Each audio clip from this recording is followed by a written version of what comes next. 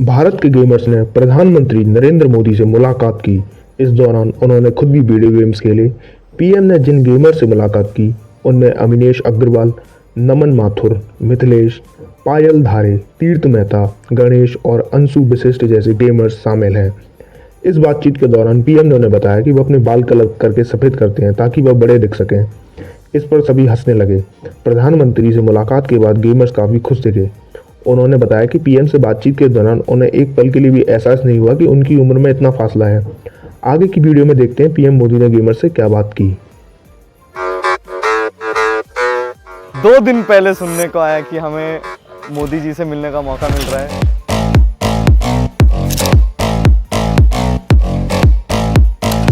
Too fast, too much has happened. ये तो मुझे भी यकीन नहीं हो रहा है, सच्ची बताओ तो कि मैं यहाँ हूँ। वो एक्साइटमेंट अंदर रखना है ना, वो बहुत मुश्किल था मेरे लिए। तो पहले तो हमको देख के ऐसा लगा कि हमारे जो ड्रीम्स थे वो रियलिटी में बदल गए। आई थिंक ये वंस इन अ लाइफ वाला एक चीज़ हो गया जो मैं आई थिंक कभी नहीं भूल पाऊंगी। He is a global leader. Getting to meet him is insane.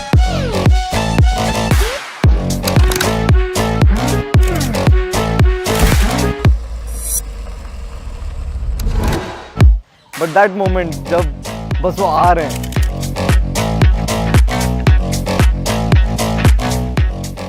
That was like heart beat stop हो जाने वाला मोमेंट था वो। स्वागत है आप सबका।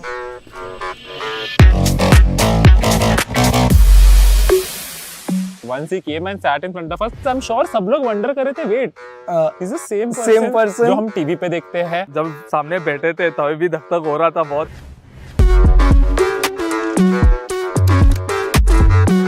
आप लोग एक दूसरे को कभी मिलते हैं या पहली बार मिले? नहीं मिलते हैं हम लोग। मिलते रहते हैं। मतलब आप लोगों का पुराना कारोबार है। तो जब आपको ये सूचना मिली होगी तो क्या लगा आप लोगों को? इस मोमेंट तक यकीन नहीं हो रहा था कि ये कुछ होने जा रहा है ऐसा। नहीं, पहले मिलेंगे फिर ही हम लोग सेलिब्रेट करेंगे क्योंकि मालूम नहीं कैसे कब। हाँ, ऐसे आजकल तो फेक की दुनिया है ना। सर अभी भी नहीं लग रहा है कि आप सामने हैं।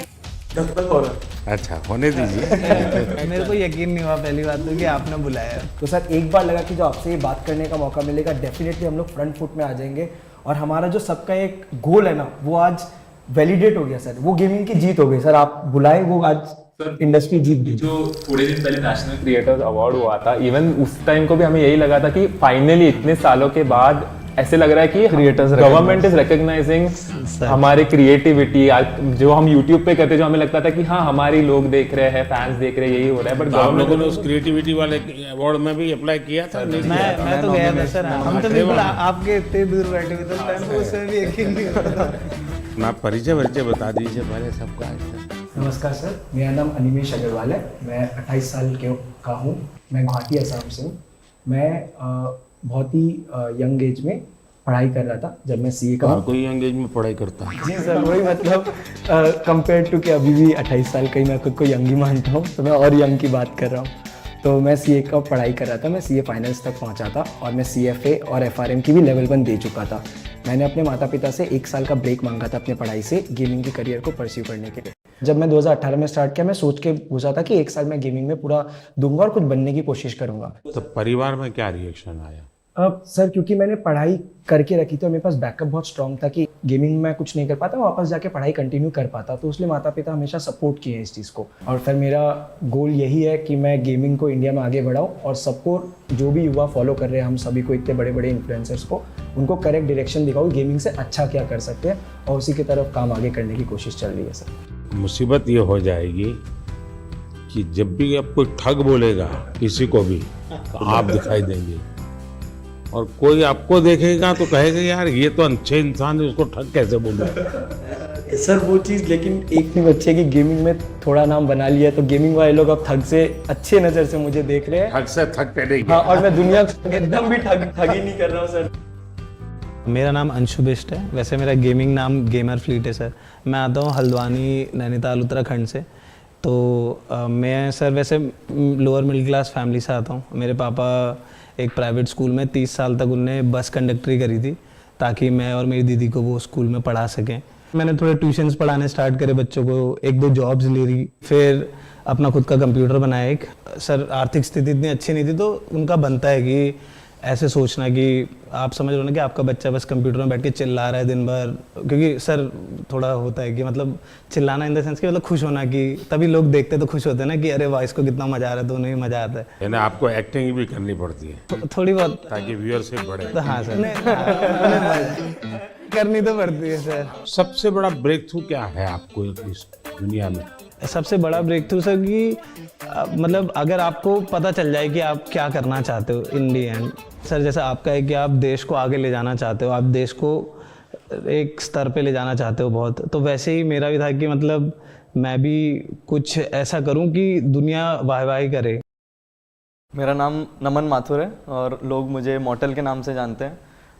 मैं पला बड़ा मुंबई में ही हूँ, नवी मुंबई में। और जब मैं 4 साल का था मेरे पापा गुजर गए थे। मम्मी ने मुझे और मेरे बड़े भाई को रेस किया, उन्होंने टिफ़िन सर्विस किया, सब कुछ किया। और 2015 में मोबाइल आ गया था हाथ में, तब तो शुरू किया था खेलना। पहले तो स्कूल कॉलेज में दोस्तों से बातें करते करते पता चला होगा। मैं गेमिंग मेरे को खुद से वो YouTube देख के आया था, मैंने उल्टा दोस्तों में फैला दिया था कि खेलो मेरे साथ। मैं बीमार हूँ, तुम भी हो जाए। वायरस मैंने फैलाया हुआ था। बस 2015 से लेके 18 तक, जब तक मेरा बीकॉम पूरा कंप्लीट हुआ, उतने में मैंने ये फिगर आउट किया कि ये जितने भी फॉरेन यूट्यूबर हैं हम जिन्हें देख रहे हैं, इनके कमेंट सेक्शन में सारे इंडियन हैं। यानी ये सब जो दुनिया भर के अच्छे अच्छे खिलाड़ी हैं, उनमें भी इंडियन, सारे कमेंट करने वाले इंडियंस हैं। मेजॉरिटी मेरे को जो दिखते थे इंडियंस ही दिखते थे। और मैंने सोचा कि क्यों ना मैं एक ऐसा कोई वीडियो बनाऊं उनसे इंस्पिरेशन लेके और अपलोड करूं। और मैंने वो वीडियो 2018 में अपलोड किया और वो इंस्टेंटली वही वीडियो जो उस सोच से बना था वायरल हो गया। उसके बाद मैंने स्पोर्ट्स में रिप्रेजेंट किया इंडिया को, अनिमेश से मिला 2018 में। हम लोगों ने कंपनी भी शुरू की अपनी SATL। इमॉर्टल नाम कैसे रख लिया? भारत में तो लोग इमॉर्टल की बात करते हैं। लोग सब जगह मैं देख रहा हूँ इमॉर्टल नाम रख रहे हैं, तो मैंने बस अच्छा कुछ नया कर रहे हैं, इमॉर्टल कर दिया उसको। मेरा नाम पायल धारे है, सब लोग पायल गेमिंग के नाम से जानते हैं। मैंने इन सब के बाद स्टार्ट किया है और मैंने सोचा नहीं था कि मैं इंडिया की लीडिंग फीमेल क्रिएटर बनूंगी। मैं बहुत ही छोटे गांव से हूँ, मैं MP में एक छिंदवाड़ा करके जगह है, इंदौर के पास में ही है, तो मैं वहाँ की रहने वाली हूँ। मुझे गेमिंग में इंटरेस्ट था बट घर पे फैसिलिटीज़ नहीं थी। 12th तक भी हमारे पास घर पे फ़ोन नहीं था खुद का, तो गेमिंग में थोड़ा थोड़ा इधर उधर देखते रहते थे, या दोस्त के जो भाई वगैरह है वो कैफेज जाते थे गेम के लिए, तो वहाँ से थोड़ा बहुत नॉलेज आया कि गेमिंग भी कुछ होता है। तभी के टाइम पे यूट्यूब पे गेमिंग पॉपुलर होने लगी थी इंडिया में भी, तो मैंने सोचा कि क्यों ना मैं भी इसको एक ट्राई दूँ और लड़कियों को भी एक ऐसा ऑप्शन मिले कि इसमें भी आप करियर बना सकते हो। लड़कियों का इसमें आना कितना संभावनाएं बढ़ती है? तो सबसे बड़ी चीज़ यही है कि पेरेंट्स बहुत घबराते हैं कि बाहर जाके काम ना करें, एंड कई फैमिली में थोड़े रिस्ट्रिक्शंस भी होते हैं कि बच्चियों को मौका नहीं दिया जाता, तो उनके लिए ये बहुत ही अच्छा स्टेबल करियर ऑप्शन है। एंड जब मैंने शुरू किया था तो मेरे पास भी 100-200 ऐसे लड़कियों के मैसेज आते हैं कि हमने आपको देख के स्टार्ट किया, तो सब थोड़ा घबरा रही हूँ मैं। थोड़ी सांस लीजिए फिर बात करते हैं। मेरा नाम मिथिलेश पाटनकर है, मेरा गेमर नेम मिथपैट है। मैंने जो ट्राई किया है कि हमेशा से यूनिक कंटेंट देना है, एंड आई थिंक उसी की वजह से लोग मुझे पसंद करते हैं। तो गेमिंग, एंटरटेनमेंट, मिमिक्री, ये सब मिलके मैं बनाता हूँ मेरे वीडियो। पूरा सलाड बना देते। मैं चाहता था कि इंडिया से एक ऐसा कंटेंट मैं बनाऊं जो बाहर के लोग भी देखें, लोग अप्रिशिएट करें। आज से 2 साल पहले एक स्ट्रीमी अवार्ड्स होता है, बोलते हैं कि this is one of the best award. So international category में I was the only Indian to get nominated, and Los Angeles में अवार्ड होता है, so I got that award, and I think that is also one of एक बहुत proud opportunity थी मेरे लिए ये। नमस्कार सर, मेरा नाम तीर्थ मेहता है, मैं भुज कच्छ गुजरात से हूँ और मैं 2014 से हार्टस्टोन नाम की एक गेम है उसमें compete कर रहा हूँ। तो भुज में ये बीमारी कहाँ से आई? सर ये तो ऐसा है ना कि हर कोने कोने में फैली हुई है अभी तो। लोग आपको कच्छ में जानते हैं कि ऐसे कुछ कर रहे हैं आप? हाँ हाँ, अभी तो मतलब बहुत सारे लोग कि लेकर के जाना पड़ता है? नहीं अभी तो क्या आप मुझे देखिए, मेरे पास तो ये है। हाँ मतलब इनिशियली तो किसी को पता नहीं था, बट जब से ये मेडल हासिल हुआ है तब से काफ़ी मतलब कहे तो सब पहचानने लगे हैं।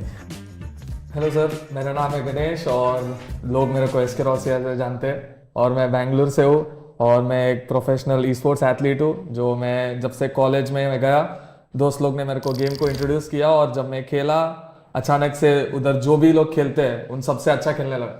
तो मेरे दिमाग में आया कि ये चीज़ मेरे को असली में मज़ा आता है करने में और इस पे मेरे को कुछ बड़ा करना है। मैं जब 17 ईयर ओल्ड था, मैं इंडिया को रिप्रेजेंट किया 2017 इंडोनेशिया में। तो जब मेरा सक्सेस मिला और मैं I could take the responsibility, मेरा माँ बाप का जो ड्रीम था घर बनाने का वो मैं कराया और दोनों को जॉब से रिटायर कराया और अभी सब रिलेटिव्स बोलती बंद। आई वाज लाइक धक हो रहा था पूरा कि क्या बात करूं उनके सामने, बट आज जब मिला आई जस्ट लाइक जो भी मन में है, जो भी मेरा स्टोरी है, जो मेरे को जानता है वो सब बोल दिया मैं उनके सामने। एक साथ आप लोग कितने घंटे खेलते हैं continue? I think e sports athlete जो होते हैं वो दिन के 6 से 7 घंटे प्रैक्टिस के देंगे, क्योंकि वो उनकी पूरी रूटीन होती है। वो दिन में उठने का समय, गेम का समय, डाइट, सब कुछ होता है। कंटेंट क्रिएटर्स का सर अगर मैं बताऊँ तो आई थिंक सब लोग ऐसे होते हैं कि दिन में 12 घंटे सिर्फ सोच ही रहे हैं और फिर हो सकता है वीडियो बनाने में वो 2 घंटे ही बन गए या फिर वो 10 दिन तक नहीं बने। हमारे देश में क्रिएटिव की दृष्टि से गेम की दुनिया में कंट्रीब्यूशन कितना होगा? पिछले 2 साल में जो कंटेंट बन रहा है इंडिया में यूट्यूब पे वो बहुत नेक्स्ट लेवल बन रहा है। लाइक सब ऑफकोर्स लोगों के पास फोन्स आ गए हैं, सबके पास अभी इंटरनेट एक्सेस आ गया, तो हम लोग ऐसा नया नया कंटेंट देख रहे हैं इंडिया में जो आई थिंक वर्ल्ड में किसी ने बनाया नहीं है। मैं शॉक हो जाता हूँ कि इंडिया में इतना सस्ता है, इतना मतलब अच्छा है। इवन फॉर एग्जाम्पल अगर गेमिंग बाजू में रखे तो एग्जाम्पल यूपीआई भी ऑल्सो सिस्टम जो बाहर इतना अच्छा नहीं है, मतलब कोई सिस्टम नहीं है जो इंडिया में। It's a blessing. गेमिंग की दुनिया में आज करोड़ों बच्चे हैं, उनको ये मालूम है कि हमारे यहाँ इंटरनेट इतना सस्ता है, उसी के कारण उनके लिए अपॉर्चुनिटी बनी है। पता है? बिल्कुल सर, मैं तो खुद ही मानता हूँ सर कि पूछोगे ना वो सबसे पहले बोलेगा फ्री इंटरनेट। यहाँ पे जो भी बैठा है हम सब हमारी शुरुआत ही ऐसी हुई है सर। जिस तरह से free internet, cheapest internet I think India के टॉप 5 चीपेस्ट कंट्रीज में आते हैं। तो सर आज के दिन भारत में 15,000 गेम डेवलपर्स कहे जाते हैं एंड 1400-1500 से ज़्यादा गेम स्टूडियोज भी है। सर वैसे तो भारत में अगर आप देखो जो गेमिंग है 5 से 6 साल पहले ही बूम होनी शुरू हुई। 2019 में आई थिंक मैं बोलता हूँ कि गेमिंग काफ़ी स्पीड पकड़ी, रफ्तार पकड़ा और 2000 सब कुछ मेरे आने के बाद जी जी। एक ऐसी घटना बताइए किसी के साथ आपको गेमिंग के दरमियान कुछ और आपने कहा और एक स्पार्क कर गया, ऐसा कोई याद आता है? मेरे तो लाइव चैट में आया था, एक लड़का बोला था कि मेरा ब्रेकअप हो गया, तो मैंने बोला था कोई बात नहीं, तेरा भाई तेरे साथ है। देखिए मान लीजिए कि मैं एक बिल्कुल स्टूडेंट हूँ और मुझे कुछ मालूम नहीं है ये गेमिंग की दुनिया क्या है। परसेप्शन का ही मुझे पता है कि ये बच्चे टाइम खराब करते हैं, पता नहीं दिन भर उसी में बैठा रहता है। मुझे याद है मैं परीक्षा पे चर्चा कर रहा था तो मैंने ऐसे कहा कि ये कुछ बच्चे ने मुझे उलट पुलट पूछा, मैंने कहा तो ये पबजी वाला लगता है, ये पबजी वाला है क्या?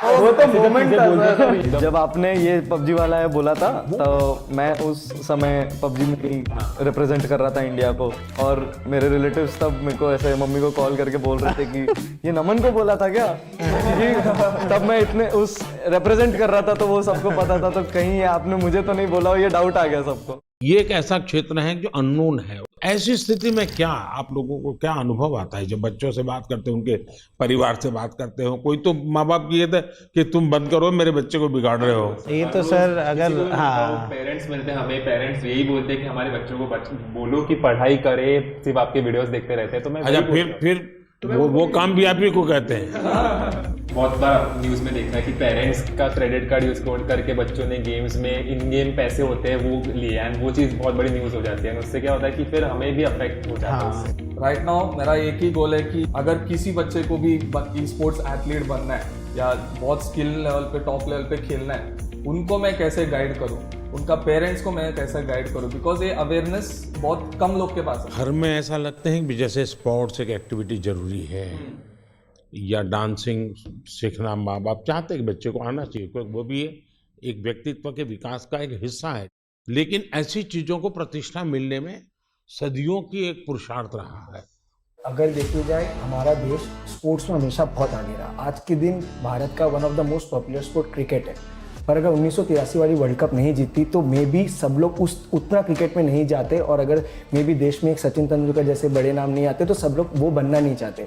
सर गेमिंग 5-6 साल पहले ही शुरू हुआ और आज काफ़ी लोग हैं इंडस्ट्री में, कम्युनिटी में हमारे जैसे गेमर जिन्होंने भारत को रिप्रेजेंट करके नाम कमाया। तो सर आई थिंक आज कोई गेमिंग के लिए अगर ये पूछे कि ये क्यों करना है तो मैं उनको यही जवाब देता हूँ कि इसको आप साइड हसल रखिए। जो लोग सोचते हैं अनऑर्थोडॉक्स है, बेकार चीज़ है, टाइम वेस्ट कर रहे हैं लोग अपना, उसको करके आप प्राइम मिनिस्टर, अभी हम लोग प्राइम मिनिस्टर सर के रेजिडेंस में, तो वहाँ तक जाके उनसे बैठ के एक राउंड टेबल में बैठ के उनसे बातें कर सकते हो, तो वो बहुत अनरियल था। और फॉर श्योर लोग अब गेमिंग को एक अलग नज़रिए से देखेंगे कि हाँ ये भी कुछ है और इसमें भी कुछ करा जा सकता है। एज अ गेमर मैं कहूँगा कि ये मेन इम्पोर्टेंट चीज़ जो पीएम सर ने मेंशन की कि डाउन द लाइन ग्रो करना है एक इंडस्ट्री को, तो उसमें एक पेरेंट्स का इन्वॉल्वमेंट बहुत ज़रूरी है। उनका वही पेरेंटल एडवाइस, पेरेंट्स भी सपोर्ट करना, वो एक बहुत इम्पोर्टेंट फैक्टर है।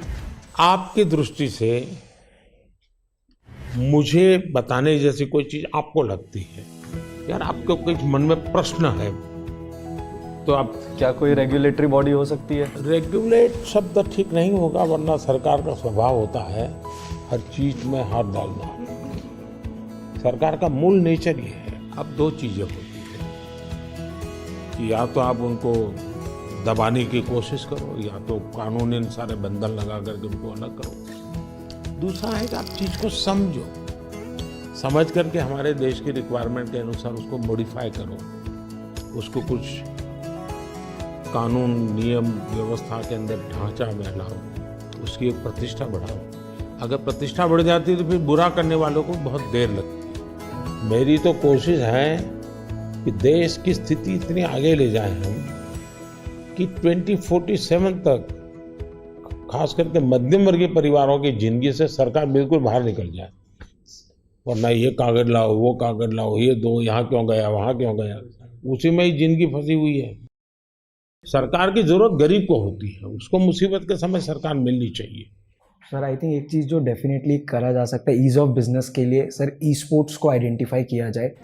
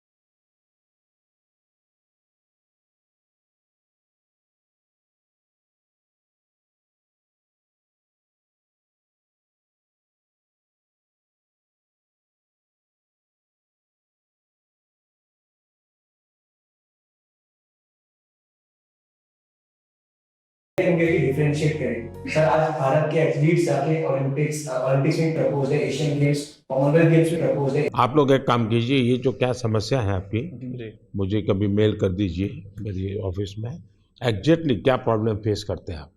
इधर लाइक पेरेंट्स को जब उनके बच्चे लोग बोलते हैं कि गेमर बनना है, पेरेंट्स लोग को समझ में नहीं आता कि एक्चुअल गेमर क्या होता है, क्या करता है। गेमिंग मतलब गेमिंग, गैम्बलिंग भी समझ जाते हैं। तो उसके रिगार्डिंग मोदी जी बहुत अच्छा एक्सप्लेनेशन किया कि गेमिंग अलग होता है, गैम्बलिंग भी अलग होता है, और हमने भी बहुत सारी चीज़ें एक्सप्लेन किया। अब इतने सारी मात्रा में बच्चे जुड़ चुके हैं, उनको आप रोक नहीं सकते, तो उनको आप सही रास्ते पर ले जा सकते हो। तो सही रास्ते पर ले जाना है तो आपको लगता है डूज एंड डोंट्स, पढ़ाई करो, ये तो ठीक है, हम कह दिए तो पढ़ाई करो, और क्या क्या बातें आप सोचते हैं कि जिसको उसको केयर करना चाहिए। बच्चे बिल्कुल चाहते हैं कि यही करे, तो हम लोग सर, मैं तो हमेशा अपनी स्ट्रीम पे क्लियर बोलता हूँ, कोई भी आके बोले कि भैया मुझे भी आपके जैसा बनना है, तो मैं तो साफ बोलता हूँ भाई अगर तुम्हें मेरे जैसा बनना है तो जैसे मैं चला वैसे चलो। मैंने कॉलेज किया, कॉलेज के साथ किया, मैंने जॉब करी, मैंने जॉब के साथ किया। जब तक नहीं चला मैंने ऐसा नहीं करा कि सब दुनियादारी छोड़ के मैं बस लगे रहा कि नहीं यही काम करेगा, यही काम करेगा। आज के टाइम पे गेमिंग एंड स्पोर्ट्स मतलब उसमें दो कैटेगरी आती है। जैसे ई स्पोर्ट्स में आप कम्पीट करते हो, और कंटेंट क्रिएशन में ऐसा है कि हम गेम के अराउंड वीडियोस बना रहे हैं, उसमें चार दोस्त मिलके कुछ फन कर रहे हैं तो वो लोग देखना पसंद करते हैं लाइव स्ट्रीम में। जो मैं समझ रहा हूँ आपकी बातों से 3 स्टेज है। एक तो है जो गेम खेलने के लिए आने वाला खिलाड़ी है, दूसरे वो लोग हैं जरा क्रिएटिव माइंड के हैं, तो उस गेम उसका लाइव स्क्रीनिंग ये वगैरह करके के बाद में एक छोटा सा वीडियो बनाना, इसमें थोड़ा रंग भर देना वो। और तीसरा जो महत्वपूर्ण है कि गेम इटसेल्फ बनाना। कैसी हमारी जो गेम्स है जो बनी है अब तक जो आई है उसकी क्या। तो अभी आई थिंक 2020 में आपने स्टेटमेंट दिया था कि मेक इन इंडिया की इंडिया के अराउंड गेम्स बनाने प्रमोट कर रहे हैं आप। तो उसके बाद आई थिंक काफ़ी इम्प्रूवमेंट आया है उसमें, और जो वो पूरी इंडस्ट्री है उसमें भी काफ़ी स्कोप बढ़ा है। हिंदुस्तान की कौन सी थीम है जो लोगों को आकर्षित कर रही है, या आप लोगों को लगता है कि ये क्लिक कर सकती है? क्योंकि जो वेस्टर्न वर्ल्ड की आती है उसमें तो मारो काटो दौड़ो भागो यही आता है। जैसे हमारे पंचतंत्र है, क्या कभी किसी ने उसमें माइंड अप्लाई किया है? अभी डेवलपमेंट में जो बोर्ड गेम्स हमारे पुराने खेले जाते थे, जैसे अष्टो चौकड़ी करके एक गुजराती में हम छोटे थे तब से वो गेम खेल रहे, तो अभी उसके जो है वो डिजिटल वर्जन अभी रिलीज़ हो। बाकी यही है कि हमारी जो मिथोलॉजी है जो उसके अराउंड काफ़ी गेम्स डेवलप हो रहे हैं। दुनिया आज एक बहुत बड़ी चर्चा करती है ग्लोबल वार्मिंग की, क्लाइमेट के इश्यूज हैं। दुनिया में अलग अलग तरीके अपनाए हैं। मैंने दुनिया के सामने अलग विषय रखा है। मैंने कहा है मिशन लाइफ।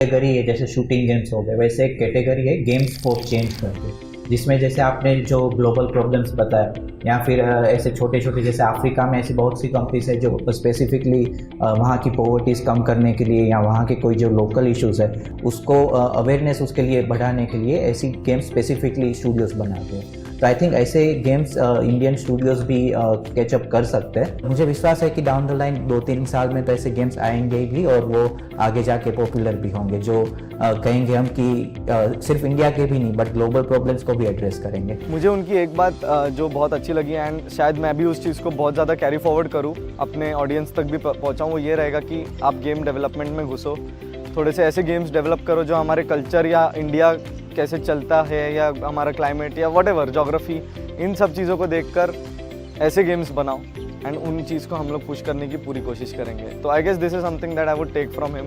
उन्होंने जो इन्वायरमेंट के लिए चीज़ें बताई कि जो गेम डेवलपर्स हैं उनको इन्वायरमेंट पे फोकस करके इंडिया की ऐसी गेम बनाना चाहिए जिसमें इन्वायरमेंट और हमारी जो क्लीननेस है उसकी तरफ ध्यान देने के लिए, आई थिंक वो मुझे बहुत ही अच्छा लगा। क्या ओपन सोर्स गेम का होता है कि गेम है उसमें 2 चैप्टर किसी और ने जोड़ दिए, 2 स्टेप्स किसी और ने जोड़ दिए? क्योंकि आप जो कहते हैं ना जिसकी उम्र कम होती है, हाँ, उसको जो मॉर्टल है उसको इमॉर्टल बनाना है तो फिर हमें ओपन सोर्स करे और उसमें नई नई चीज़ों को जोड़ने के लिए उसको ओपन करे। तो हो सकता है कि मान लीजिए हमने हनुमान के कैरेक्टर के ऊपर कोई बनाया जी, तो लोगों को अभी ओपन सोर्स है, आप हनुमान के नई नई चीज़ें लेके आइए, तो हो सकता है वो। हाँ सर, बहुत सारे देखिए ये हमारी टीवी सीरियल जैसा काम है। हमारे टीवी सीरियल कोई एंड ही नहीं है। हाँ। उसका नए नए पोस्ट जोड़ते जाते हैं। सर हम लोग ने वैसे थोड़ा कुछ आपके लिए सोच के रखा था कि आपसे हम लोग इतना कुछ सीखे, आज आपको हम लोग गेमिंग का थोड़ा डिक्शनरी आपको सिखाना चाह रहे थे। तो सर एक गेम है जो अमित आप समझा दो हम लोग क्या करेंगे सर के। बेसिकली सर हम गेमिंग में कैसे होता है कि हम लोग मैच के अंदर बिजी रहते हैं, तो हम लोग ज़्यादा बातचीत नहीं कर सकते एक दूसरे के साथ, तो हम लोग ना टर्म यूज़ करते हैं जिससे क्या होता है कि एक दूसरे के साथ हम लोग कम्युनिकेट कर सके ईजिली। हर एक की अपनी एक टर्मिनोलॉजी बने। अब देखिए सरकार में जाइए तो सरकारी जो अधिकारी होंगे वो शॉर्ट फॉर्म में ही बोलेंगे, भी बोलते हैं भारतीय जनता पार्टी वैसे ही शॉर्ट फॉर्म हो जाता है। सर पर आपको एक दो वर्ड्स तो हम लोग बता के जाएंगे, और आप हमें फिर बताएगा कि आप कौन से सेंटेंस में उसको यूज करेंगे। ऐसा है, मेरा एक शब्द है P2G2। तो मेरा वो P2G2 शब्द ये है, pro people good governance, P2G2। अच्छा एक और है, नूब। नूब का मतलब होता है कोई ऐसा जिसको कुछ बहुत मेहनत करने के बाद देखिए मैं चुनाव सभा में अगर बोलूंगा, अरे नहीं आप लोग सोचोगे मैं किसके लिए बोल रहा हूँ।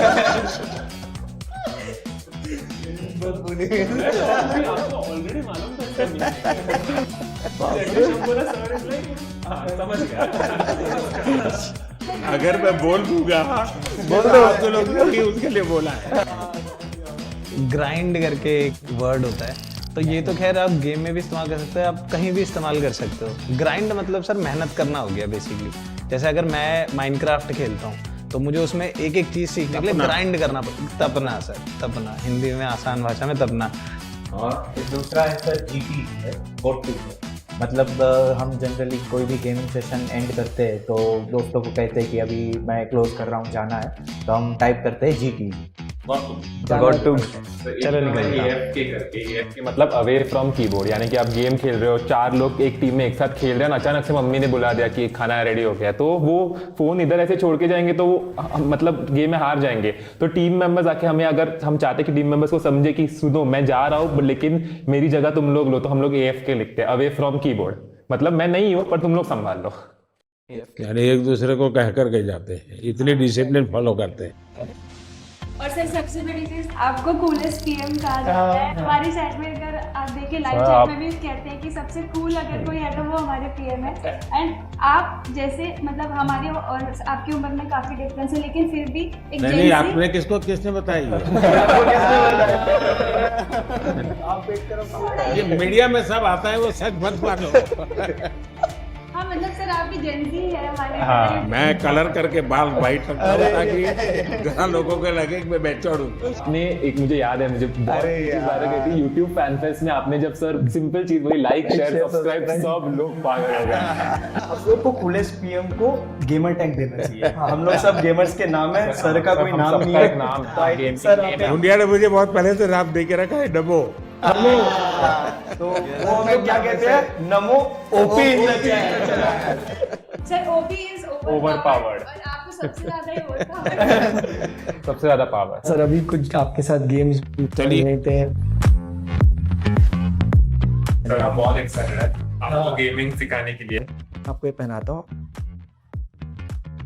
करके हाँ लूज, फुल लूज। सिर्फ हाथ मूव करना है। हाँ आगे पीछे मत। जोर से मारिए, हाँ मारिए। मतलब फर्स्ट गो में जिस हिसाब से उन्होंने किया, we were mind blown. India के सब गेमर आज खुश हो गए हैं। वाओ, कैसा था आपका अनुभव ये खेल के? अच्छा ही है, लेकिन जब आप इतनी जल्दी अडैप्ट भी कर लिया, एक्सपेक्ट नहीं किया था मैंने। आप लोगों से ट्रेनिंग लिया। ये देखिए राइट नीचे आना है ना। किसी को नहीं मिल सकता, उतना मुश्किल है मिलना। जो मौका हमको मिला तो this will be the best moment of my life where we played games. आप अंदर चले जाइए यहाँ से। देखिए अब यहाँ पे आ गए आप, स्पीड भी बढ़ चुकी है अब। मैं बहुत खुश हूँ क्योंकि ये एक इंडियन गेम है, फर्स्ट टाइम मतलब सर खेल रहे हैं।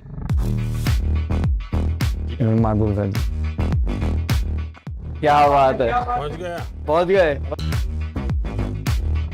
गेम इतनी ही है कि नहीं गेम तो बहुत बड़ा है। इनको मिलेगा एक त्रिशूल मिलता है यहाँ पर, तो वो त्रिशूल लेके फिर उनको आगे बढ़ना होता है। ये देखिए ये त्रिशूल है यहाँ पे, तो जैसे ये इन्होंने ई दबाएंगे तो इनको ये त्रिशूल मिल जाएगा। अब इनको पहला हथियार अपना वेपन मिल चुका है। अब ये लेके वो आगे लॉर्ड विष्णु एंड माँ दुर्गा के गाइडेंस से अपने भाई को बचाएंगे। ये पूरे गेम का शुरुआत और पहलू है। एक बात तो है, हम लोग इतने टाइम से इंस्पायर कर रहे हैं लोगों को गेमिंग करने के लिए। आज आपने हमारे जितना इंस्पायर एक दिन में कर दिया। यानी आप लोगों का कितना समय जाता होगा इसमें देखता हूँ। सर आपको कैसा लगा आज गेमर्स से बात करके? मैं अभी नया हूँ इस दुनिया में, तो मैं बहुत सोचूंगा इस पर। युवा पीढ़ी का भला भी हो जी और इसका एक पॉजिटिव क्रिएटिव उपयोग कैसे हो। मुझे ऐसे मैं चाहता हूँ हमारे लोग इसमें आगे जाए और हम दुनिया में चीजों को लेके जाए। सो सर अभी हम लोग स्टम्बल गाइस करके गेम खेल रहे हैं। तो कोड है, रूम कोड है सबका 982981। Okay, join everyone. ज्वाइन। ऐसे इस गेम में कैरेक्टर्स होते हैं जिनको आगे आगे जाना होता है, रेस होती है, ऑब्स्टैकल्स होते हैं। आपके कैरेक्टर का नाम नमो है। ये जॉयस्टिक है। हाँ, ये सर आपका कैरेक्टर है और ये जंप बटन है। मैं पूरा दिमाग खपाऊंगा जरा। अगर आप इसको ऐसे फिंगर रख के मुंह ऊपर की तरफ करोगे तो आगे की तरफ हमें आगे जाते हैं। सर आप तो इसको आप यहाँ पे सर हाथ रखिए और इसको टच स्क्रीन के जैसे ऊपर की तरफ कीजिए। चलिए सर, चलिए चलिए चलिए। अच्छा, इधर जंप करना है। जैसे ही नीचे जाएगा राइट वाला बटन दबाना है आपको। चलो कोई बात नहीं, बहुत बढ़िया, बट बहुत मजा आया। बहुत मजा आया गाइस। सर से सक्सेसफुली हमने मोबाइल गेम खिलवा स्पीक इन इंडिया। भगवान करे मुझे इसकी आदत ना लगे। सबके साथ सर ये तो बनता है। हम लोग कुछ चीजें लाए थे आपसे साइन कराने के लिए जो हमारे गेमिंग से जुड़े। आप 2 मिनट विराजमान हो जाते तो टेबल पे। For sure, NaMo OP. आप लोग एक काम शुरू कीजिए। हर एक को कहिए कि खुद की सिग्नेचर अपनी मातृभाषा में करें। लोग अब गेमिंग को एक अलग नजरिए से देखेंगे कि हाँ ये भी कुछ है और इसमें भी कुछ करा जा सकता है। ये पहना दीजिए क्या? अच्छा, इसको पहनोगे? शाबाश। Thank you sir, thank you.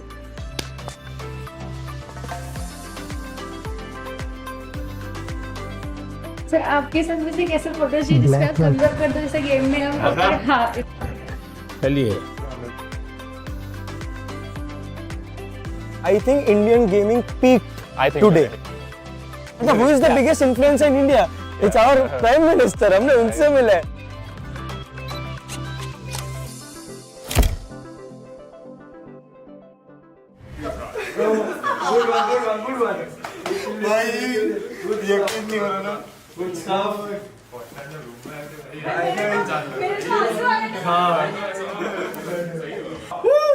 मजा आ गया।